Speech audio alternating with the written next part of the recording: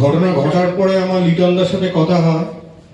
লিটনদা আমাদের music producer বম্বেতে, উনি এখন কাজ করছেন। গুয়াহাটির মানুষ, আমাদের অনেকের খুব প্রিয় প্রডিউসারের মধ্যে একজন, আমাদের অনেক প্রচুর কাজ করেছেন উনি।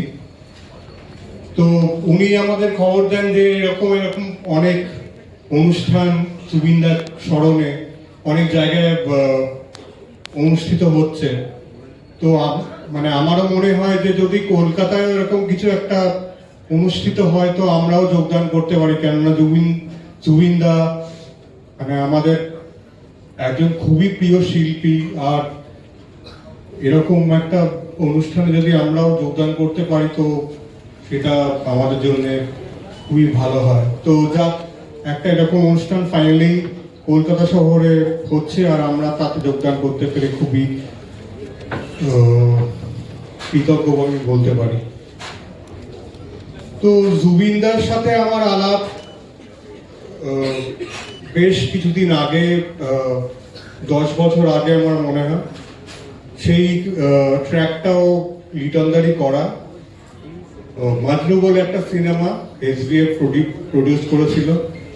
তো ঠিক তার আগের দিনই অরিজিৎ একটা এই ফিল্মের ও পিয়ারে পিয়া বলে একটা খুব পপুলার ট্র্যাক আমার স্টুডিও এসে গায়। আর তারপর মানে আমি খুব মানে ঘাবড়ে গেছিলাম। পরের দিন আমার ফ্লাইট নিয়ে গুয়াহাটি যাওয়ার ছিল সকালবেলা। আর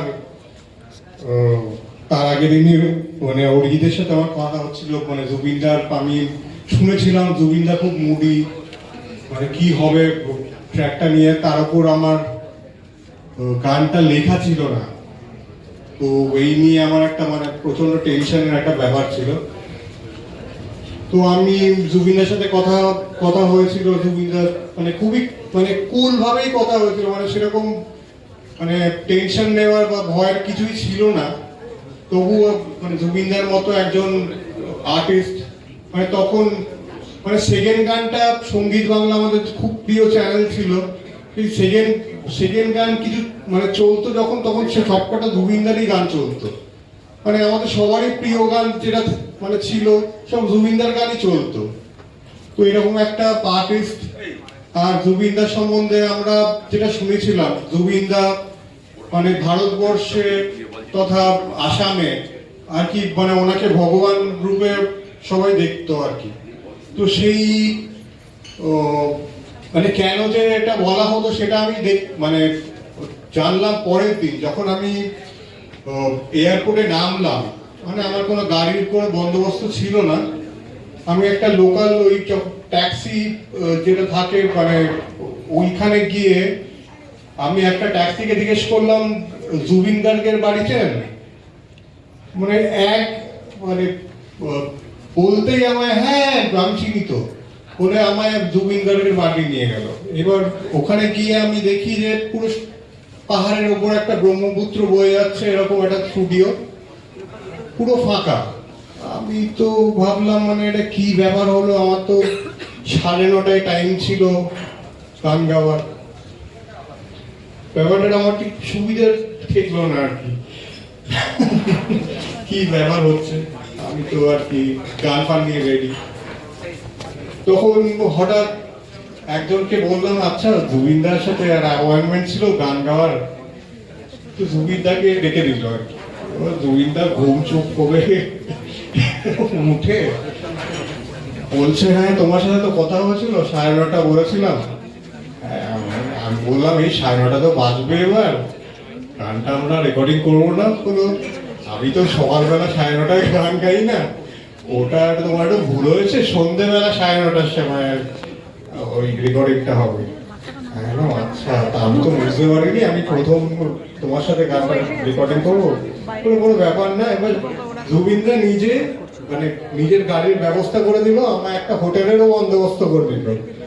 মানে এত বড় মনের মানুষ, মানে এত বড় সিঙ্গার, মানে ভাবাই যায় না।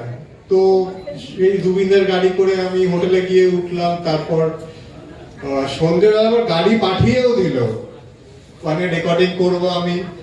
তারপর গান টান রেকর্ডিং হলো। তারপরে খুব ভালো স্মুথ রেকর্ডিং আর কি, মানে জুবিনদার গানটা গাইতে মোটামুটি আমি 45 মিনিট মতো লেগেছিল গানটা গাইতে। তো তারপরে আইপিএল চলছিল বাইরের ঘরে, যেখানে একটা ডাইনিং টেবিল মতো ছিল, সেখানে আইপিএল আমি দেখছি, আর জুবিনদা রান্না করছে। এবার রান্না করার পরে জুবিনদার সঙ্গে একটা শো ছিল আমার মনে আছে। তো আইপিএল চলতে হচ্ছে, জুবিনদা মাংস ভাত তৈরি করেছে।